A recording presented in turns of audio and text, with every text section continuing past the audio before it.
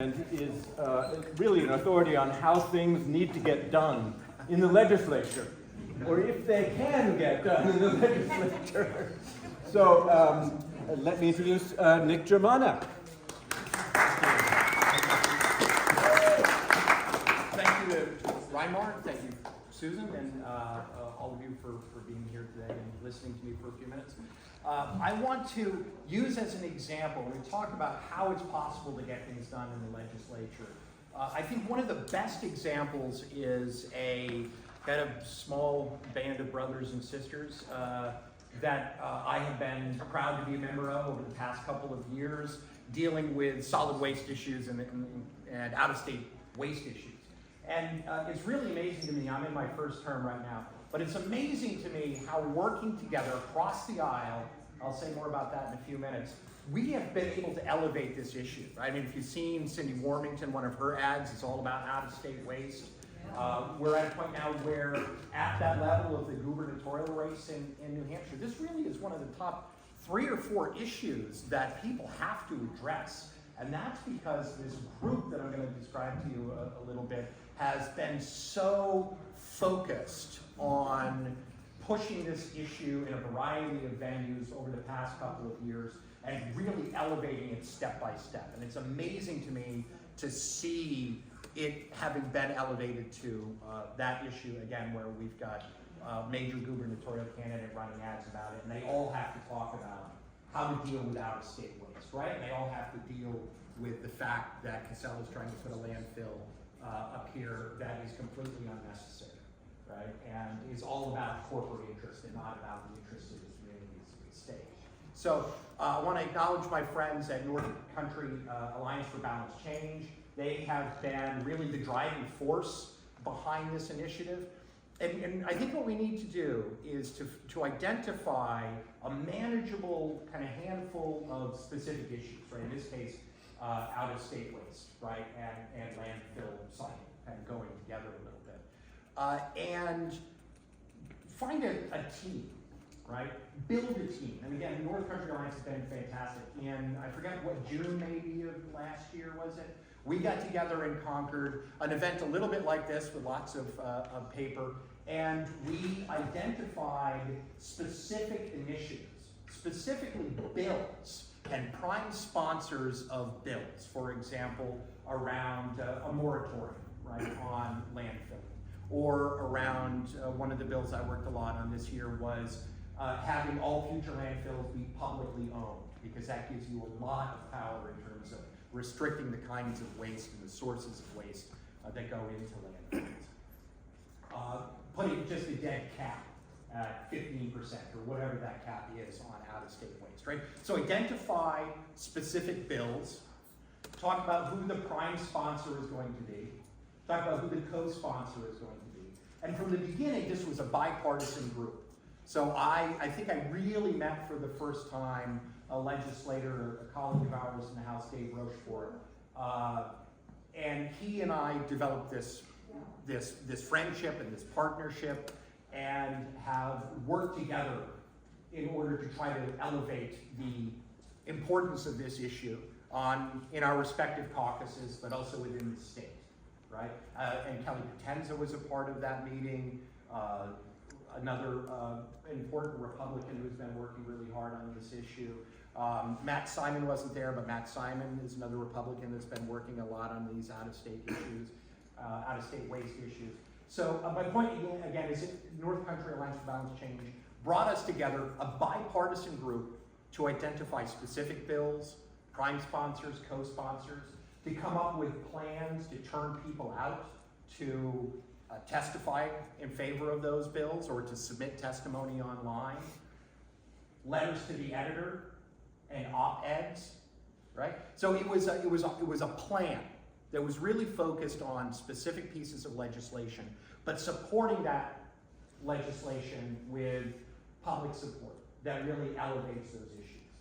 So Dave and I, fortunately, Fred Coker on WMUR, solid waste issues were an interest of Fred, so Dave and I ended up a couple of times on New Hampshire Business on WMUR. That was an opportunity to talk about these issues at a at a statewide level. We have had some really great reporters at the Concord Monitor and NHPR who were interested in a lot of these stories, and again, we're able to elevate specific pieces of legislation. Shruti Gopalakrishnan from Concord Monitor did a really great job of keeping lines of communication open with us, Democrats and Republicans, tracking these bills, and she's done a terrific job of informing people around the state of what bills were out there, those that succeeded. We only got out of our solid waste landfill bills, unfortunately, only one of, I think, the 6 that we put in ultimately got signed by the governor. But, so it was a whole package that is meant to support certain pieces of legislation on the one hand, right? So that's your very concrete kind of goal. But the larger goal, which has been much more successful, frankly, than passing legislation at this point, has been raising an issue into public consciousness in a way that it hadn't been before, right? And so we've been really successful at that. So I think finding those teams of activists and citizens and legislators that are really focused on concrete goals, as I said, around legislation is really important.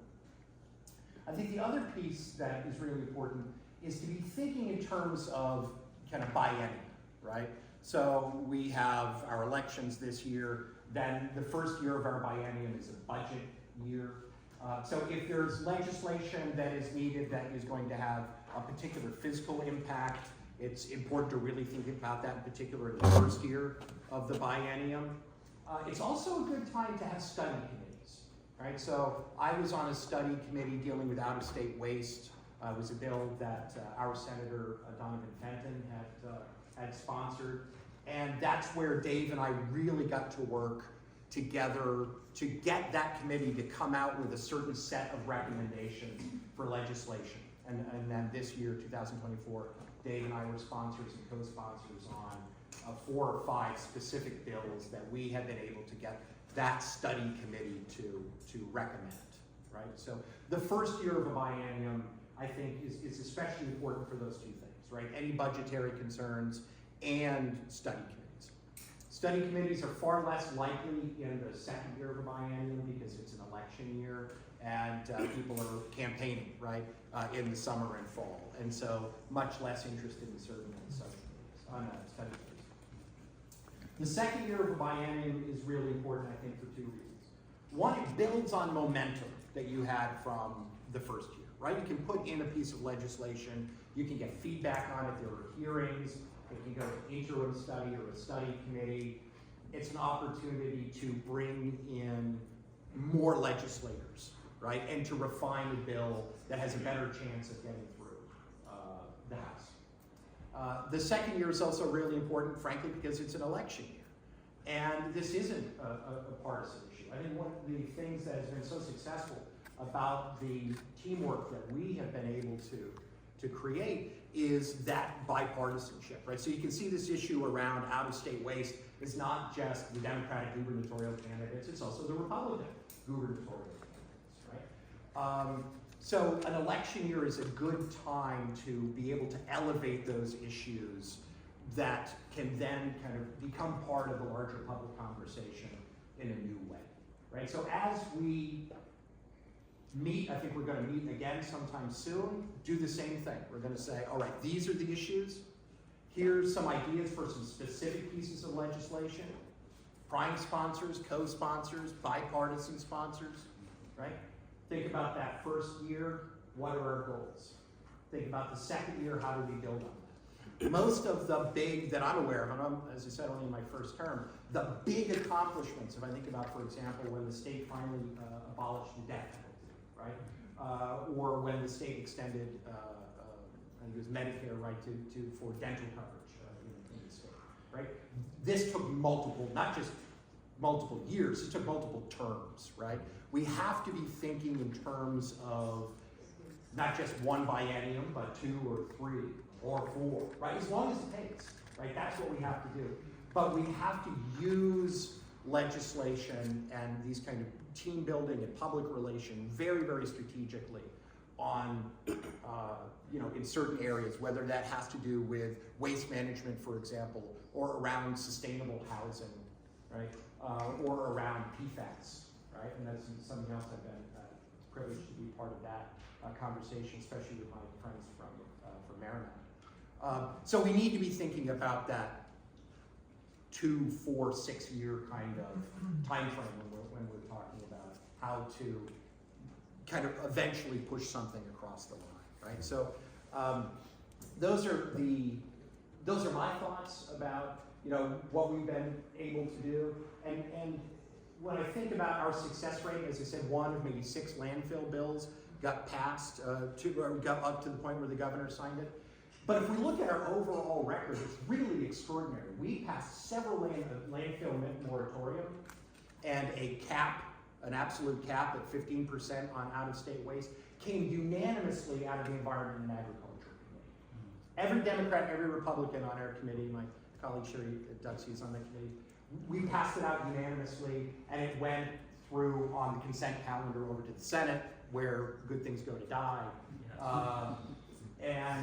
But that in and of itself is a huge victory.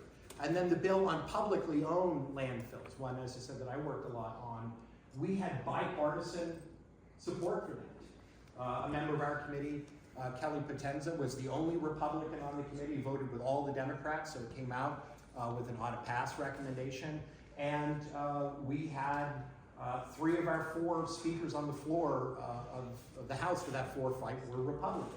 Right? So it was clearly a bipartisan bill. Republican leadership did try to kill it, but we had enough Republicans who were with us because ultimately, just like us, they're concerned about their communities, right?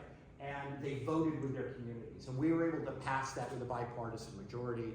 Again, it got killed in the Senate, but we're going to come back with that bill as well, right? So even though only 1 got all the way through, that was one I worked on with Chuck Grassi, which makes landfill siting, by definition, a project of regional impact. There are others we're going to come back with. Wen Thomas and I are working on a bill that would require, when companies put in landfill permits, it requires them to, right now, it's an insane process. They have to demonstrate that there is a public benefit, right? Which is not well defined. We just had a state Supreme Court case about what that means. But what we would require is actually there to be a paid for by the person applying, by the applicant, a study that would have to make an argument for the net public benefit, right? So that they would actually have to take into account potential harms as well as potential benefits, and to demonstrate that the potential benefits outweigh the potential harms, right? So as I've argued, none of us makes important decisions in our lives by just coming up with a pro list, right? There's a pro and a con list. And when we're talking about siting landfills, for example, the applicant should bear the financial burden in terms of commissioning the study to demonstrate that here's a certain number of potential harms, a certain number of potential benefits, and the benefits outweigh the harms. So that's a bill that will get bipartisan support for too, and I think can come out of our committee with a positive recommendation. So it really is a matter of creating teams, as I said, of activists and citizens and legislators with concrete goals, and to be clear about, as I said, thinking in terms of a biennium or even several biennia in order to try to ultimately get legislation across the line. So those are kind of my thoughts on how it's possible to have success. As I said, I wish our score was better. We'd had more wins, but we had big wins in the House, and we've elevated the issue, right? I think in 2 years, actually, it's pretty impressive what we've been able to do around solid waste issues, and that gives me confidence that we're going to be able to push it, that much further in the next 2 years. About Germana, I think when you talk about wins, beyond whether or not you're successful in a given session, passing something in, obviously that's obviously a tremendous win. But along the way, when you propose legislation and you have that type of success even in one chamber, the amount of public visibility that is created because you've got political reporters that are actually covering all of this, and they're reporting along the way. So if you have an issue that we know we have a difficult time pushing over the goal line because you've got some partisan blockage, what's happening along the way though is that issue is being publicized via the papers, via TV, via social media. So along the way you continue to build public support and a court of public opinion to ultimately push those pieces of legislation across the goal line. If not that session, maybe the next one. Yeah, and I think, yeah, that's great, Tom. I appreciate that. It reminds me actually that our first win was my first year. There was this bill, SB 61, which was, it was a moratorium. This was a difficult bill because it was a moratorium, but it also would have DES commission a consultant to do a study and make recommendations for the rules, the new landfill siting rules. And what was difficult about that was we saw during the process just how much influence Casella had on that piece of legislation. Right? So I started out being in favor of that. It was a compromise bill. But what happens, we literally would, our ranking member, Peter Bixby, would go to the consultant for Casella, and we would make recommendations for the changing of a word or two here or there within the legislation. And basically we were told, and we had Mark Sanborn coming in from DES, right, telling us the same thing. If you touch it, if you change even these words here or there, it'll kill the bill. Which demonstrated to me that, you know, the amount of influence that Casella had over this process. So some of us came to the conclusion then that whatever group they commissioned to do this report was going to produce a report that they wanted, right? Because we couldn't even change a word or two or a phrase or two in the bill. How much influence would we actually have once they had a report in hand from an engineering firm that told them exactly what they wanted to hear in the first place? So that's where we actually ended up with myself, Kelly Potenza, and some others, a bipartisan group of people who killed that bill. It was the last day of our session in 2023, and the media piece, that's what I was thinking of, Tom, because that was huge. That was front page, top of the fold in the Union Leader the next day that we had beaten that bill. Unfortunately, it's also the reason why some of the senators are spiteful, quite frankly, about some of the solid waste legislation. A number of times I heard from senators, you know, well, you guys killed SB 61, right? So unfortunately, that is a reality, is that it created some intransigence among some of the Senate Republicans. But in terms of media, I mean, that was front page, top of the fold in the Union Leader the day after we killed that bill. And that was a bipartisan effort. So yeah, I think that's a really good example. And then we just built on it. How do you recommend the general public here influence our senators besides sending them emails that they don't answer? Well, I mean, first of all, I would get tapped into, like, New Hampshire Network has a great, and you may be already, so you know this already, right? In terms of tracking certain pieces of legislation, in terms of being able to go and testify. I think what it comes down to is if you can get people to show up at events and ask some of those senators when they're running for re-election, those kinds of questions in town halls or in other events where you've got people there publicly saying, how in God's name have you done nothing about the fact that 50% of what goes into our landfills is coming from out of state, right? You had all of these bills that would have addressed that issue, and you didn't act on any of them, right? So I think that is the most effective way. I hate to say it, when it comes to, I don't want to discourage, please don't take this wrong, I don't want to discourage anybody from testifying online or coming to testify. It's extremely important. But I am going to be perfectly honest in that there are plenty of legislators who don't get it in, right? You know, I was talking to a senator about this during a committee of conferences here, and I said, you know, look, I've seen bills where literally hundreds, if over 1,000 people will testify for something, and only literally a handful will testify against it, and yet the vote goes completely the other way. And his response was, well, these activist groups can always get people to turn out to testify, right? And there's nothing more undemocratic I think I've ever heard a public servant say than that. That people coming to Concord, taking a day off from work, traveling however far in whatever weather to testify, that their testimony should be dismissed because by definition the fact that they're there somehow means that they are an activist, and that somehow means their voice is less important than anyone else's.